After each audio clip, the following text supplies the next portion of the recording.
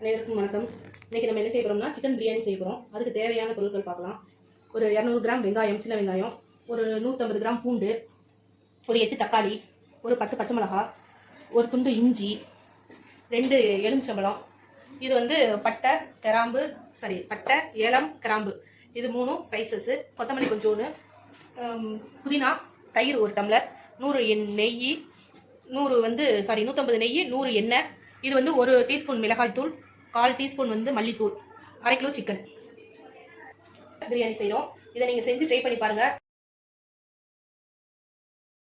இல்லை பாருங்க, biryani ready, ரைத்தாவும் ready.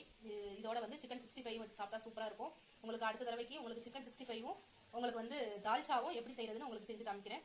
இன்னைக்கு இது பிடிச்சிருந்தா லைக் பண்ணுங்க, ஷேர் பண்ணுங்க, கமெண்ட் பண்ணுங்க, சப்ஸ்கிரைப் பண்ணுங்க. இதை நீங்கள் வீட்டில் செஞ்சு பாருங்க. இதே அளவு குவாலிட்டி செலவுலாம் கொடுத்து செஞ்சு பாருங்க.